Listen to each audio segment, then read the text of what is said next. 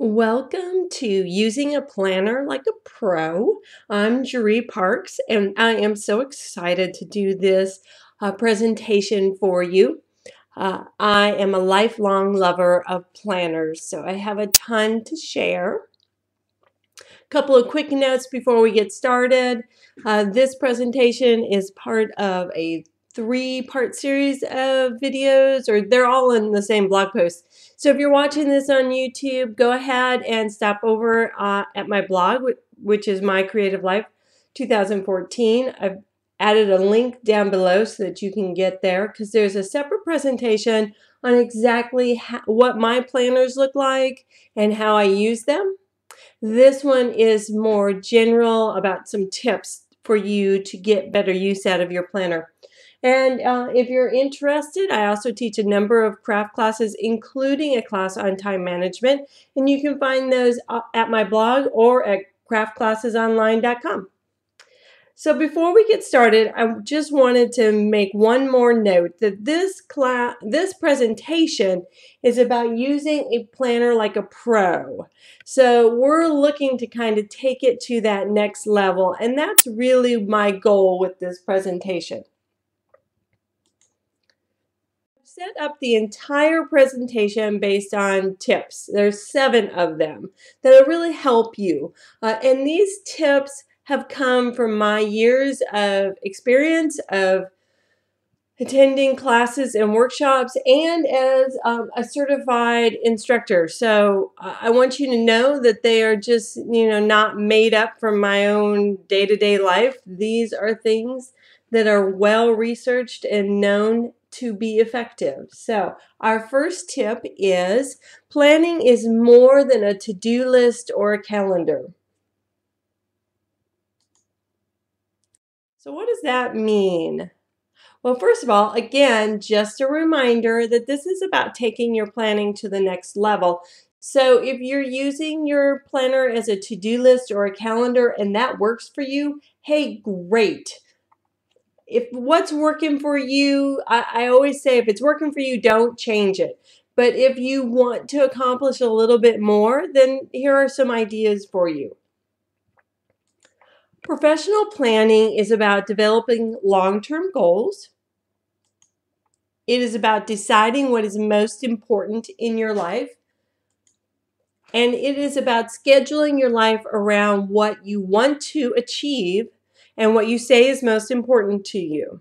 So now deciding what your long-term goals are and deciding what's most important in your life are important pieces to this process, but not ones that we're going to be covering in this workshop.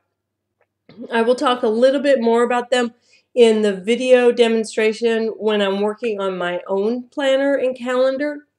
But if that's something that's interesting to you, I encourage you to stop by my website and check out the time management class, because we cover that at length in that class. Yes, I suppose that's a shameless plug, but I think it's a wonderful class, and I've had a huge number of students in there, so I hope you join the fun.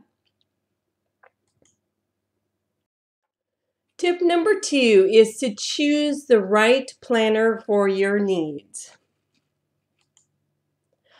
How do we do that? What do we look for in a planner? Well, first of all, you're going to have to decide whether or not you want spiral bound or a binder type planner. And that both comes with pros and cons. The spiral bound, of course, is nice because it lays flat for sure, and it's all inclusive. And it's also really good if you choose to keep your planners. Whereas if they're in a binder, they're more loose leaf, and so you have to decide, if I'm going to keep my calendar, how am I going to do that? And depending on the type of binder you use, some of them will come with storage systems. It just depends on what you use. So you're going to have to decide, do you want spiral bound or do you want a binder? Now, by and large, I really believe that a binder looks more professional. So if that's what you're going for, then I would end up going more towards the binder. If storage and keeping it for the long term and having it all together and not having to worry about things falling out or how you're going to store it later, then spiral bound is a much better option.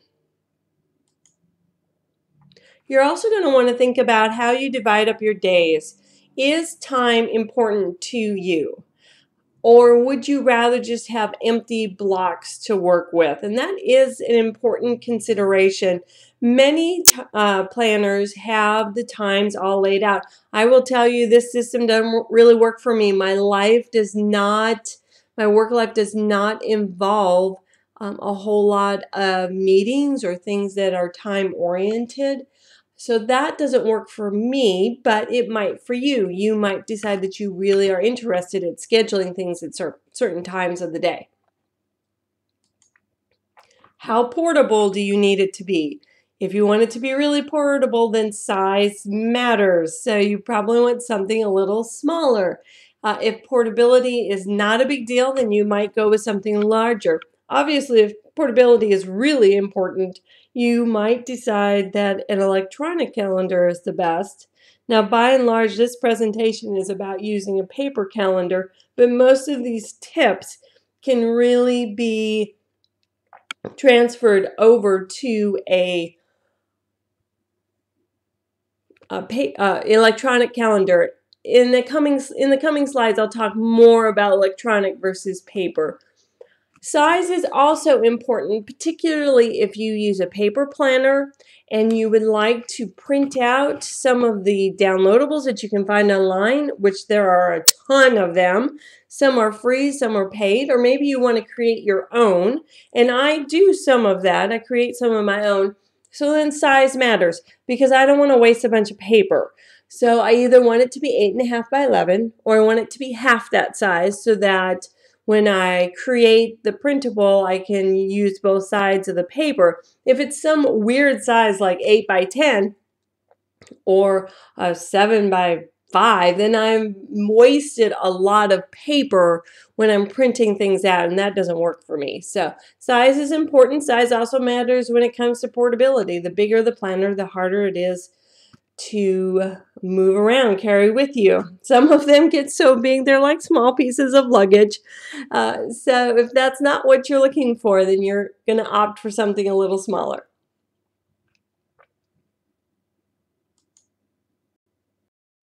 Tip number 3 would be to schedule time to plan. This is a really important tip. Planning should be part of your weekly and daily schedule.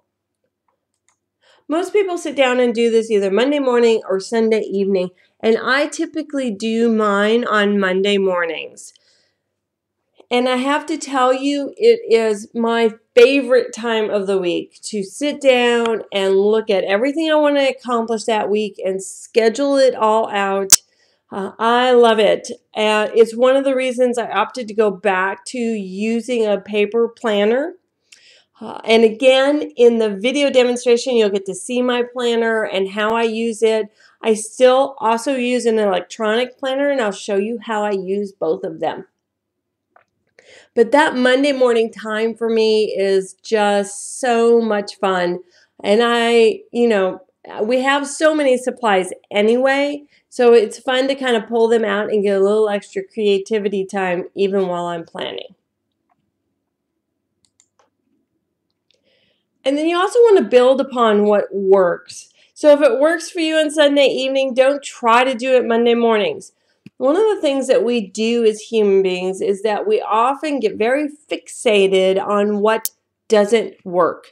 So when something fails to work, sometimes we try to shove it into our lives like a square peg in a round hole instead of just saying this doesn't work and trying something else.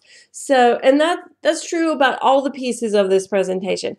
If a spiral bound planner doesn't work for you, stop trying to fit it into your life. I know there are some really beautiful spiral bound planners out there. In fact, I ordered one. I'm very excited about getting it. But for some people, that just doesn't work. You need more flexibility in it, and you need perchance you actually need to use only a few months at a time, and so a binder works better for that. Or maybe you need some specialized sheets that you need to insert in there. Whatever works for you, just don't try to necessarily take what someone else is doing and build that into your own planner if it just doesn't feel right to you. So if Monday mornings work, then do it every Monday morning and build upon that. If Sunday evening works, then do it every Sunday evening. And maybe on the other evenings, maybe you just kind of overview it real quick to make sure that there isn't anything you needed to add. So look at your successes versus your failures when it comes to planning. Because I know an awful lot of people who have purchased a planner through the years and failed to use it. And that is such a horrible thing to me, to spend money on something and then have it gather dust. Drives me crazy. So build upon what works for you. Number 4, flexibility is your friend. First of all, right off the bat, I'll tell you there is no such thing as a perfect planner. They all have problems. If there are pages in your planner that you don't need, by all means, get rid of them. Rip them out. Even if it's a spiral bound planner, if there's something in there I don't want or I don't need, I'm ripping that baby out because it just takes up extra room.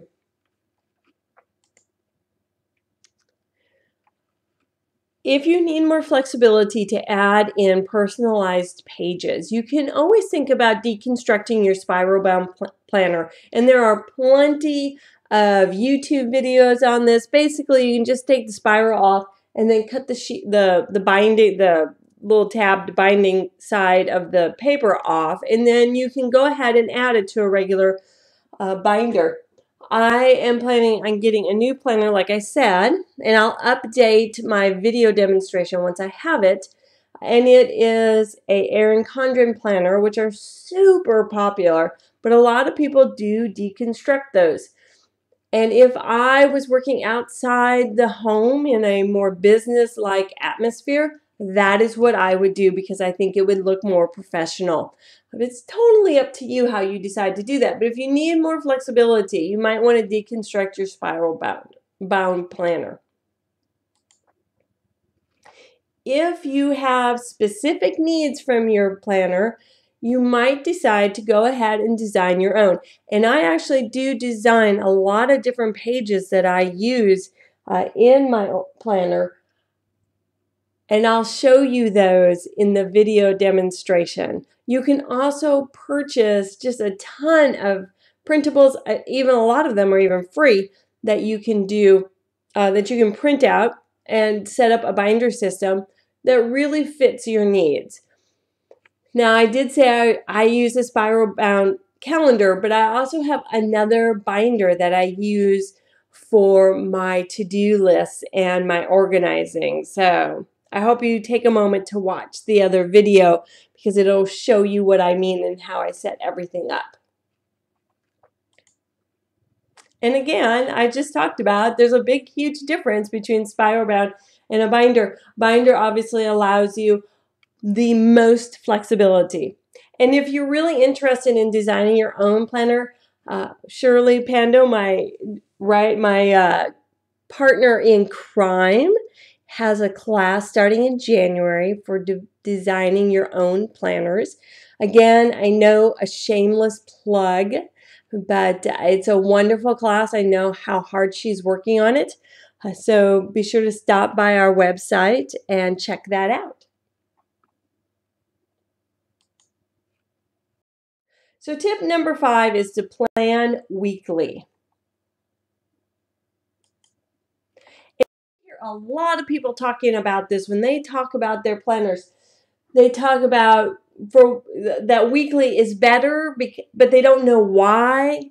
The truth be told is that planning weekly is the best possible way. If you plan monthly, is generally too broad. It is important to take a look at your monthly overview, but if that's all you do, it's really just too broad of an outlook for organizing and planning your life. Daily actually tends to be too narrow of focus. We really need to see a bit more broader focus than daily, but it's great for a to-do list. And finally, weekly is just right. So it's kind of like a mama bear, papa bear, baby bear kind of thing. Weekly is just right, and there's a lot of research behind this that allows you a big enough view without being overwhelming. So I encourage you to plan weekly, but to create a daily to-do list.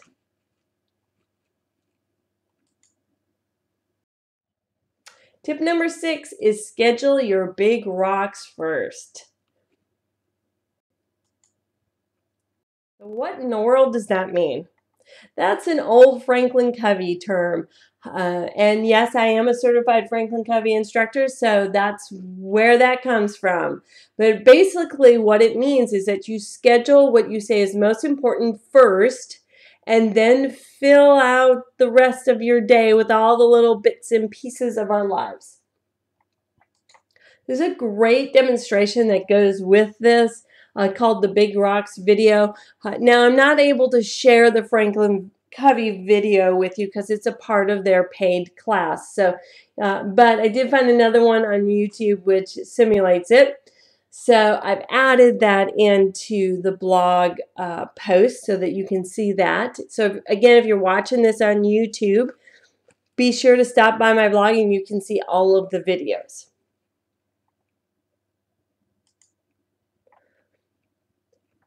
Just wanted to make a really important note here is that we often sacrifice what we say is most important to us in the name of urgency.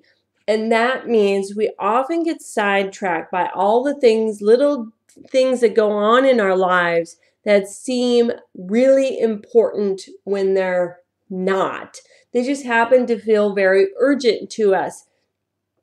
And so in doing that, we sacrifice those things that we say are most important to us, which really affects our ability to achieve the things that we want to achieve in our life. So that is why we schedule the big rocks first.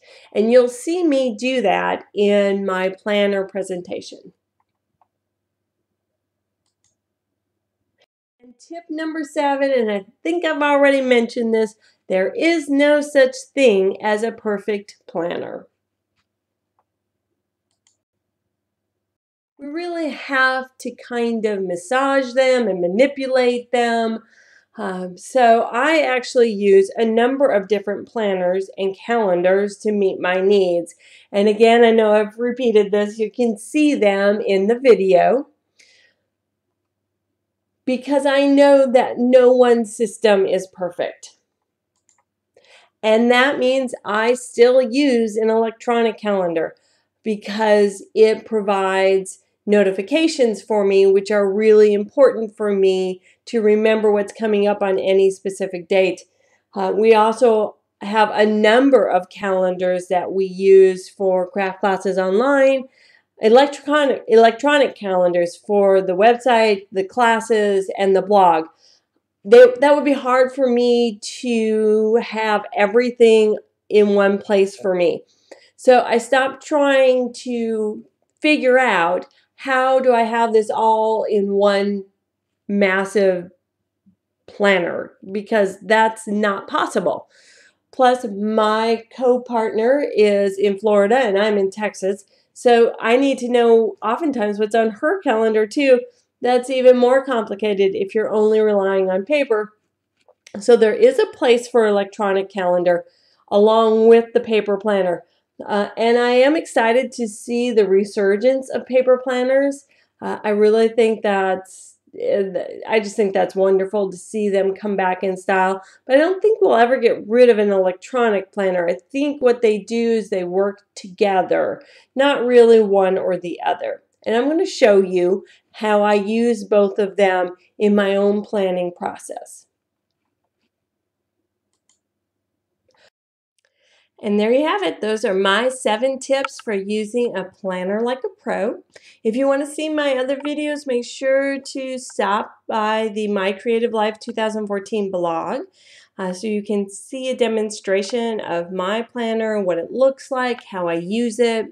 And then I encourage you to stop by Craft Classes Online to see what classes we will be offering in 2015, including the upcoming planner class, which is called Creativity 365, and my time management for the Creative Soul workshop. Glad you stopped by, and be sure to let me know if you have any questions.